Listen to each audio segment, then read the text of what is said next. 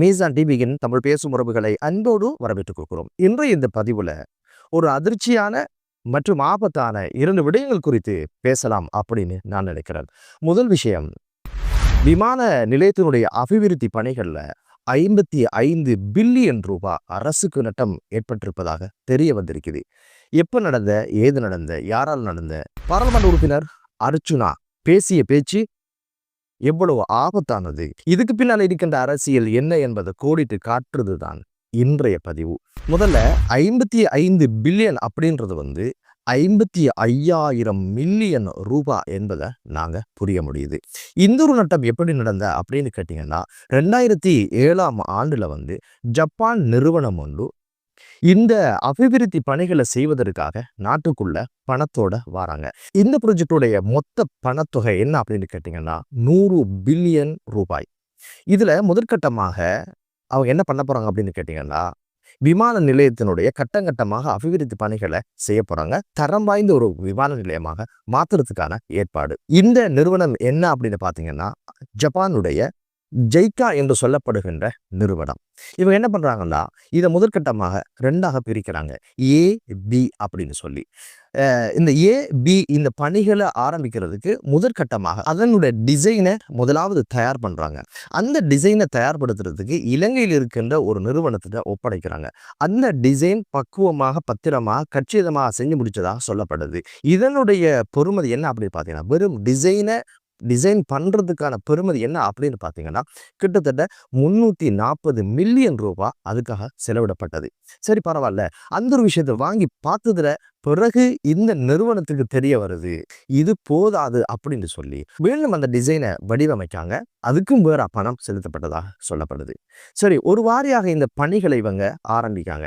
இந்த பணிகள்ல தொடங்குற நேரம் முதற்கட்டமாக பி என்ற பகுதியை அவங்க அபிவிருத்தி செய்வதற்கான ஏற்பாடுகளை ஜப்பான் கம்பெனியை செய்து. காரணம் என்ன அப்படின்னு கேட்டீங்கன்னா, அதனுடைய உடன்படிக்கையில் ஒன்றுதான் ஜப்பான் கம்பெனி தான் அந்த பணிகளை செய்யும் அப்படின்னு சொல்லி அந்த நிபந்தனைக்கு ஏற்பதான் அந்த பணி அவங்களோட ஒப்படைக்கப்படுது. 2021 ஆகும் பொழுதோ மொத்த வேலையில 5 விதமான வேலைகள் நிறைவுக்கு வந்திருக்குது. ஆனா அந்த கம்பெனிக்கு கொடுக்கப்பட்ட பணம் அப்படின்னு சொல்லி செலவுன்னு சொல்லி என்ன நடந்திருக்கு அப்படி பாத்தீங்கன்னா, கிட்டத்தட்ட மொத்த தொகையில அரைவாசி கொடுக்கப்பட்டிருக்குது. மொத்த வேலையில 5 வீதம் தான் நிறைவுக்கு வந்திருக்குது அப்படின்றதுதான் இப்ப கோப் குழுல விசாரணையில தெரிய வந்திருக்குது.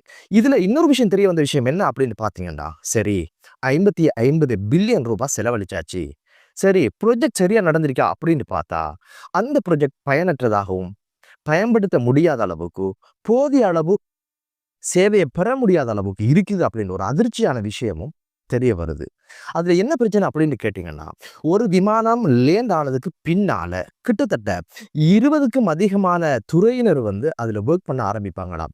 உதாரணத்துக்கு அதுக்கு தேவையான எரிபொருளை நிறைக்கிறது, கேட்டரிங் வேலை, உணவுகளை தயார் செய்யறது, சுத்தப்படுத்துறது, வாஷ் பண்றது, மற்ற விஷயங்களை பார்க்கறதுன்னு சொல்லி பயணிகளை இறக்குறது, பயணிகளோட லெக்கேஜ் வேறொரு வாகனத்துக்கு மாத்துறது அப்படின்னு பல்வேறு விஷயங்கள் ஒரே நேரத்துல துரித கதியில நடக்குமா. இதெல்லாம் நடந்தா தான் அடுத்த கணத்துல அந்த விமானம் பறக்கிறதுக்கான ஏற்பாடுகள் செய்ய முடியும்னு சொல்லப்படுது. ஆனா அந்த இடத்துல இத்தனை தரப்பினரும் ஒன்று கூடி அந்த வேலைகளை செய்யறதுக்கு எந்த சாத்தியப்பாடும் இல்லைன்னு சொல்லப்படுது. கொஞ்சம் யோசிச்சு பாருங்க, மக்கள் பணம் 50 பில்லியன் அப்படின்னு சொல்றது 55,000 மில்லியன். உலகத்திலே சரியான வேலைகளை டைமுக்கு செஞ்சு முடிக்கிறவங்க அப்படின்னு பார்த்தா நேர்த்தியா செய்யறவங்க ஜப்பானியர் என்று சொல்லப்படும்.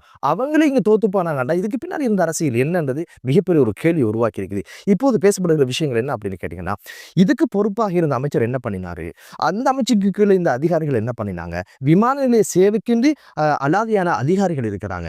இந்த நிர்மாண பணிகள் அல்லது இந்த அபிவிருத்தி பணிகளுக்கு பொறுப்பாக இருந்தவராக சொல்லப்படுறது அசித கருணாரத்ன மற்றும் கிஷான் செனகரத்ன.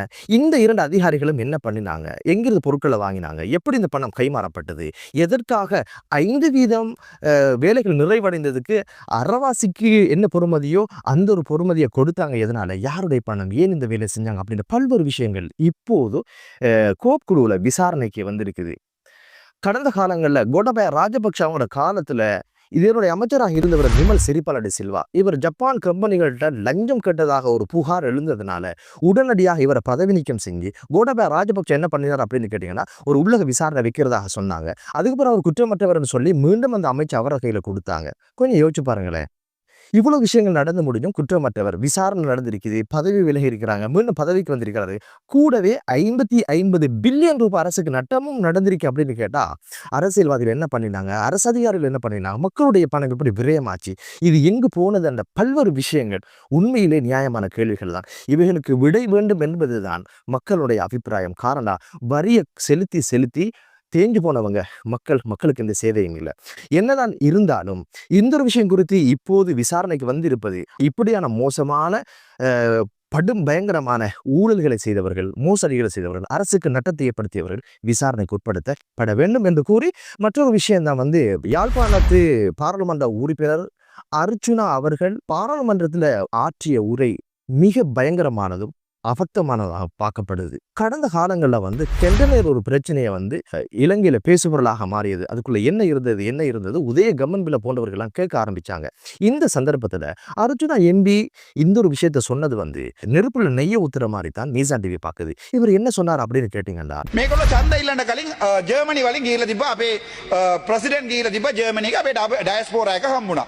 ඩයස්පෝරා එක හම්බලා යම්කිසි ඒ කියන්නේ ඒගොල්ලන්ට කරන්න පුළුවන් කියලා මේ රටේ කරන්න බැරි දේවල් අපිට පොරොන්දුවක් දුන්නා එහෙම කරනවා කියලා. එතකොට තායිලාන්ත වලින් තිබ්බ කන්ටේනර් එක තිබ්බ බඩු ටික අපේ ප්‍රභාකරන්ගේ බඩු ටික මම මේක පැහැදිලිව සිංහලෙන් කියන්නම්.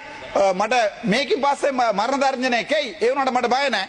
තායිලාන්තي වලින් ඉතුරු වෙලා අපි 2009ට කලින් ප්‍රභාකරන් ගෙන්නන්න try කරපු බඩු තායිලාන්ත වල ඉතුරු වෙලා ඒකේ කේපි කුමරන් පත්මනාරහ දැනට ඒගොල්ලෝ ඒ කන්ටේනර් එකේ මෙහාට ගෙනලා තියනවා කියලා මටත් මගේ ඩයස්පෝරා එකකින් කතා කරලා කිව්වා ජර්මනි වල ඒ බඩු ටික අන්තිමට ඉතුරු වෙච්ච ආයුධ ටික ගිනියාවි ටික ඒ කන්ටේනර් එකට දාලා තමයි මේ ළඟදී ගෙනලා තියනවා කියලා. හැබැයි මට මේක ඔප්පු කරන්න බෑ.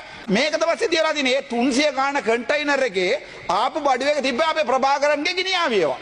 හැබැයි එහෙම කියලා ඔබතුමා ප්‍රකාශ ඔබ වගකීම් බාරගත යුතුයි. අනිවාර්යයෙන් මම සිංහලෙන් කිව්වේ වගකීම බාර ගන්නවා කියලා. එතකොට සිංහල තේරුණානේ. ஜனாதிபதி அவங்க தேர்தலுக்கு முதல் ஜெர்மனியில் இருக்கின்ற புலம்பெயர் தமிழர்களை சந்திச்சிருக்கிறாரு. இந்த ஒரு விஷயத்தை சொல்றதுனால எனக்கு உயிர் அச்சுறுத்தல் இருக்கும், இருந்தாலும் நான் சொல்கிறேன் என்று சொல்லி போட்டு அவர் என்ன சொன்னார் அப்படின்னு கேட்டீங்கன்னா, 300 கொள்கலன்கள் நாட்டுக்குள்ள வந்திருக்குது.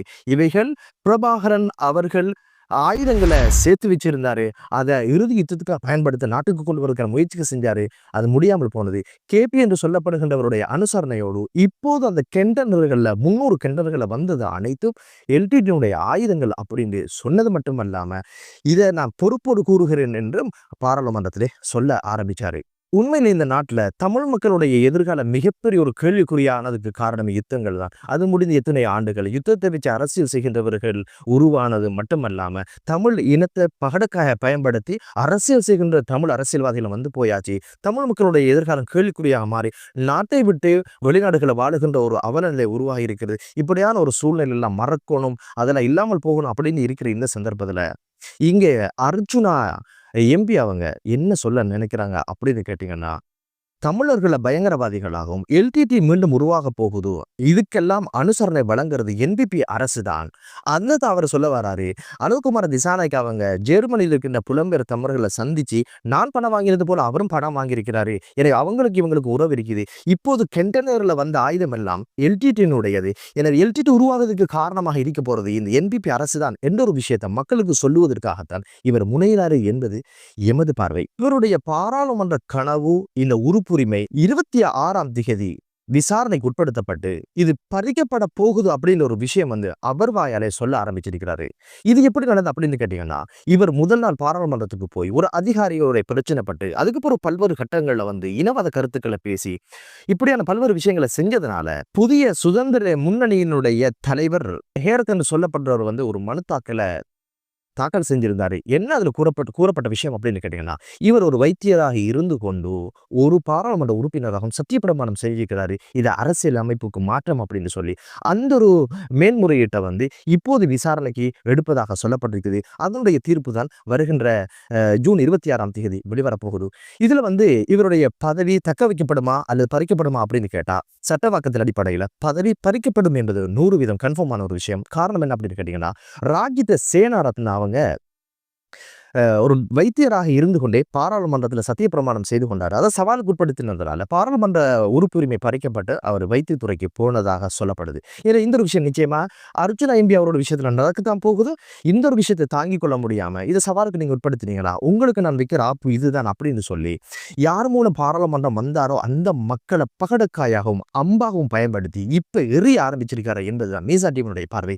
அதுதான் மீண்டும் எல்டிடி உருவாக போறாங்க, இந்த ஆயுதங்கள் உள்ள வந்தாச்சு, எனவே இந்த கெண்டனூர்ல இருந்தது இதுதான், இத என்பிபி அரசை வெளியே விட்டு இருக்குது, ஜனாதிபதி அவங்க புலம்பெயர் தமிழர்களை சந்திச்சதுக்கான ஆதாரங்கள் எம்மிடம் இருக்கு அப்படின்னு சொல்லி பல்வேறு விஷயங்களை பேச ஆரம்பிச்சதுடைய உள்நோக்கம் என்ன அப்படின்னு கேட்டீங்கன்னா, என்னுடைய பாராளுமன்ற உறுப்புரிமையை நீங்க சவாலுக்கு உட்படுத்தினா உங்களை நான் சவாலுக்கு உட்படுத்துவேன் என்ற ஒரு விஷயத்துல தான் இந்த அர்ஜுன் ஐஎம் இந்த ஒரு விஷயத்தை எரிய ஆரம்பிச்சிருக்கிறார். இதோட அபாயம் என்ன அப்படின்னு பார்த்தீங்கன்னா, இப்ப இனவாதிகள் எல்லாமே தூக்கி பிடிப்பாங்க, இன்னும் இந்த தமிழ் மக்களை விரோதிகளா பார்க்கின்ற ஒரு சூழல் உருவாகி இருக்கும் என்பதுதான் மீசா டிவியினுடைய பார்வை. எனவே தமிழ் மக்கள் இத்தனை வருடங்கள் ஏமாந்து ஏதோ ஒரு வகையில் அர்ஜுனா எம்பி உரிமைகளை வாங்கி தருவார் அப்படின்னு பாராளுமன்றம் அனுப்பியதன பிறகுதான் தெரிய வருது, ஒரு வெகுளியாகவும் வேடிக்கையாகவும் அவர் இருக்கிறத பார்க்க முடியுது. பாராளுமன்ற உறுப்பினர் இது குறித்து சொல்வதாக இருந்தால், ஒரு ஆயுதம் சம்பந்தப்பட்ட, ஒரு யுத்தம் சம்பந்தப்பட்ட, ஒரு அமைப்பு சம்பந்தப்பட்ட, ஏழவே நாடு பல்வேறு வடுக்களை கடந்து வந்த ஒரு கரடுமுரடான பாதையில